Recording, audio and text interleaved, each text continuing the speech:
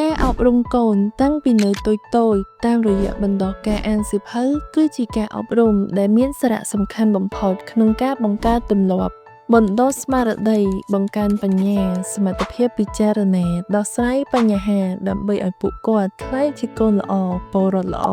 ប្រកបដោយការទទួលខុសត្រូវខ្ពស់និងមានអនាគតល្អនាថ្ងៃខាងមុខថ្ងៃនេះយើងខ្ញុំសូមណែនាំសៀវភៅល្អៗសម្រាប់កុមារមានច្រើនប្រភេទដូចជាប្រភេទសៀវភៅរៀនពាក្យនិងលេខដំបូងចំនួន12ក្បាលជាប្រភេទសៀវភៅល្អៗដែលបណ្ដុះកូនៗឲ្យចេះពាក្យនិងលេខសម្រាប់ប្រាស្រ័យទាក់ទងជាមួយនឹងមនុស្សជាទីស្រឡាញ់ជុំវិញខ្លួនប្រភេទសៀវភៅរៀនអាននិងសរសេរចំនួន7ក្បាលជួយឲ្យកូនលោកអ្នកចេះអានចេះសរសេររីករាយជាមួយនឹងពាក្យថ្មីៗប្រភេទសៀវភៅគណិតវិទ្យាចំនួន10ក្បាលជួយឲ្យកូនរបស់លោកអ្នកចេះប្រមាណវិធីបូកដកគុណ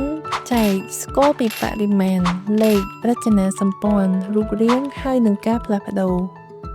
ប្រភេទសៀវភៅរៀនផាត់ពណ៌ចំនួន5ក្បាលជួយឲ្យកូនរបស់លោកអ្នកចេះផ្ដោតអារម្មណ៍ផ្ចិតផ្ចង់លើកិច្ចការនីមួយៗ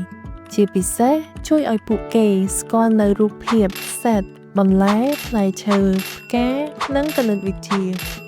ប្រភេទសៀវភៅរឿងនិទានជាភាសាខ្មែរនិងអង់គ្លេសចំនួន9ក្បាលជួយឲ្យកូនរបស់លោកអ្នកយល់ដឹងអំពីសាច់រឿងសំខាន់ៗដែលពេញនិយមសម្រាប់សង្គមវប្បធម៌ផ្សេងៗគ្នាជាពាក្យថ្មីៗទាំងភាសាខ្មែរនិងភាសាអង់គ្លេស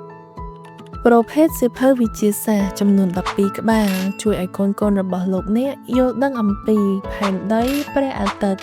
ព្រះច័ន្ទផ្កាយលំហភ្នំភ្លើងរញ្ជួយដីតារាសាស្ត្រអាចកំបាំងក្នុងសមុទ្រនិងចំណេះដឹងវិទ្យាសាស្ត្រជាច្រើនទៀត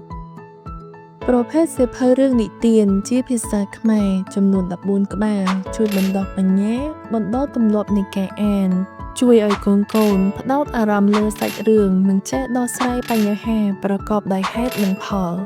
សម្រាប់ប៉ាម៉ាក់លោកយាយលោកតាអ៊ំពូមីងនិងប្រិយមិត្តអ្នកអានទាំងអស់អាចស្វែងរកទិញសៀវភៅល្អៗទាំងនេះបាន